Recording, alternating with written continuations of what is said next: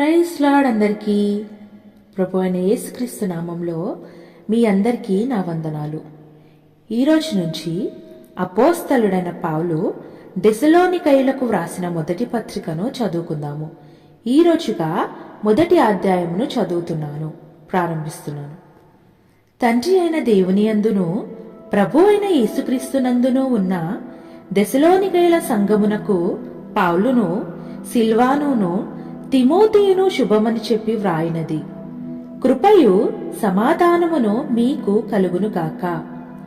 విశ్వాసముతో కూడిన మీ పనిని, ప్రేమతో కూడిన మీ ప్రయాసమును, మన ప్రభువైన యేసుక్రీస్తునందలి నిరీక్షణతో కూడిన మీ ఓర్పును మేము మన తండ్రి అయిన దేవుని ఎదుట మానక జ్ఞాపకము చేసుకొనుచు మా ప్రార్థనల యందు మీ విషయమై విజ్ఞాపనము చేయుచు మీ అందరి నిమిత్తము ఎల్లప్పుడూ దేవునికి కృతజ్ఞతాస్తుతులు చెల్లించుచున్నాము.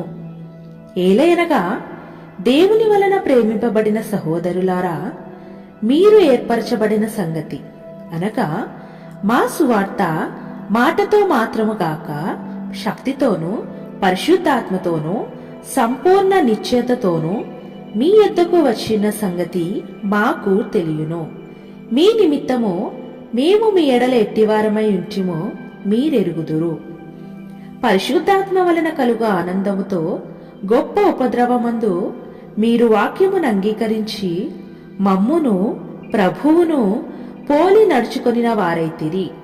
కాబట్టి మాసిదోనియాలోను అకయాలోను విశ్వాసులందరికీ మాదిరి అయితిరి.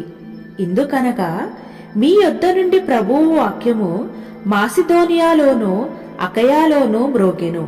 అక్కడ మాత్రమే కాక ప్రతి స్థలమందును దేవుని ఎడల ఉన్న మీ విశ్వాసము వెల్లడాయను గనుక మేమేమీ చెప్పవలసిన అవశ్యము లేదు. మీ యొద్ద మాకెట్టి ప్రవేశము కలిగెనో అక్కడి జనులు మమ్మను గూర్చి తెలియజెప్పుచున్నారు.